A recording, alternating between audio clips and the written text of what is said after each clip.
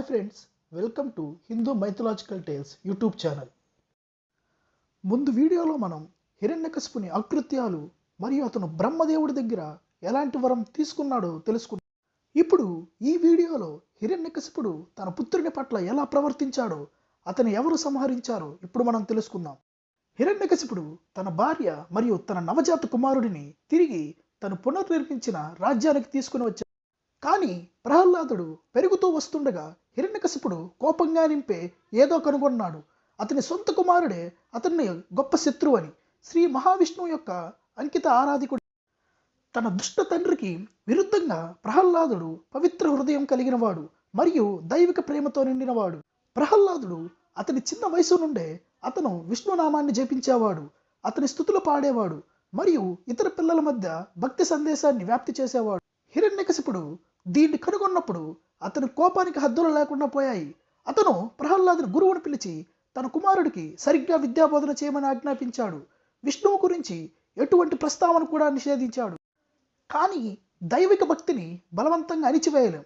బెదిరింపులు, శిక్షలు మరియు స్థిరమైన నిఘా ఉన్నప్పటికీ ప్రహ్లాదునికి శ్రీ మహావిష్ణువు పట్ల ప్రేమ మరింత ఎక్కువైంది. కాలక్రమేణా హిరణ్యకశిపుడు విష్ణువును ప్రార్థించినందుకు ప్రహ్లాదుడిపై మరింత కోపంగా ఉన్నాడు. చివరికి అతను దానిని ఇంకా భరించలేకపోయాడు. ప్రహ్లాదుడిని చంపమని తన రక్షకులను కోరాడు. కాపలాదారులు అయిష్టంగానే అతన్ని చంపడానికి అంగీకరించారు. మొదటి ప్రయత్నంగా వారు ప్రహ్లాదుడిని వారి కత్తులతో కొట్టారు. కానీ ప్రతి కత్తి ముక్కలుగా విరిగిపోయింది. ప్రహ్లాదుడు క్షేమంగా ఉన్నాడు. రెండవ ప్రయత్నంగా ప్రహ్లాదుడిని కాటు వేయడానికి విషసర్పాలను వదిలారు. కానీ అవి అతనిని తాకలేకపోయాయి. మూడవ ప్రయత్నంగా కోపిష్టి ఏనుగులను బాలుడిపై వదిలారు. కానీ అవి అతని చుట్టూ శాంతిగా ఇక నాలుగవ ప్రయత్నంగా నిరాశతో హిరణ్యకశిపుడు తన సోదరి హేళికను పిలిచాడు. ఆమెకు అగ్నికి తట్టుకునే ఉండే వరం ఉంది. ఆమె మండుతున్న అగ్నిలో ప్రహ్లాదుడితో కూర్చుంది. ఆమె బ్రతుకుతా అతడు చనిపోతాడని నమ్మకంతో బదులుగా హేళిక భస్మం అయ్యింది. అయితే ప్రహ్లాదుడు క్షేమంగా బయటికి వచ్చాడు. ఇప్పుడు హిరణ్యకశిపుడు దిక్కుచోచని స్థితిలో ఉన్నాడు. అతను ఆలోచనల్లో పడ్డాడు మరియు అతని కోపం తారాస్థాయికి చేరుకుంది. హిరణ్యకశిపుడు ప్రహ్లాదుడిని తన రాజ్యసభకు లాగి ప్రహ్లాదుడిని అడిగాడు, నీవు చెప్పుకునేలా నీ విష్ణువు ప్రతి చోట ఉంటే అతను మా పక్కనే ఉన్న ఈ స్తంభంలో ఉన్నాడా? సంకోచం లేకుండా చిన్న ప్రహ్లాదుడు సమాధానమిచ్చాడు, అవును తండ్రి, నా ప్రభు ప్రతి చోట ఉన్నాడు, ఆ స్తంభంలో కూడా. హిరణ్యకశిపుని కోపం ఎక్కువయ్యి అప్పుడు అతను ఇప్పుడు నిన్ను రక్షించని అని తన శక్తివంతమైన పిడికిలితో ఆ స్తంభాన్ని కొట్టాడు. తరువాత ఏం జరిగిందో భవనం యొక్క పునాదులనే వణికించేసింది.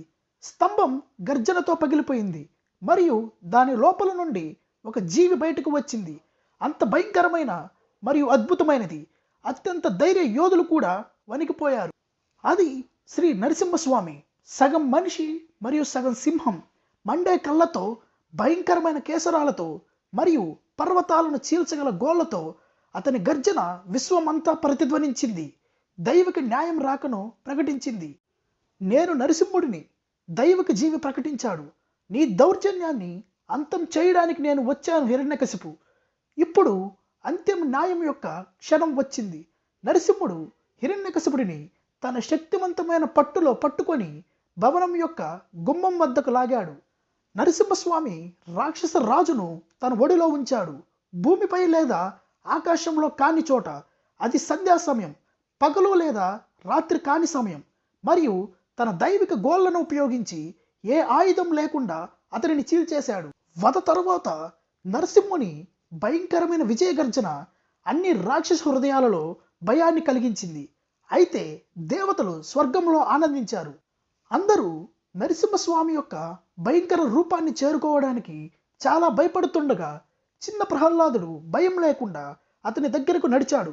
కృతజ్ఞతా కన్నీళ్లతో అతను తనను రక్షించినందుకు తన ప్రియమైన ప్రభువుకు కృతజ్ఞతలు తెలిపాడు.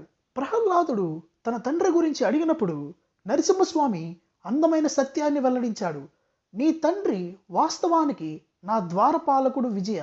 అతను రాక్షసుడిగా జన్మించమని శాపగ్రస్తుడయ్యాడు.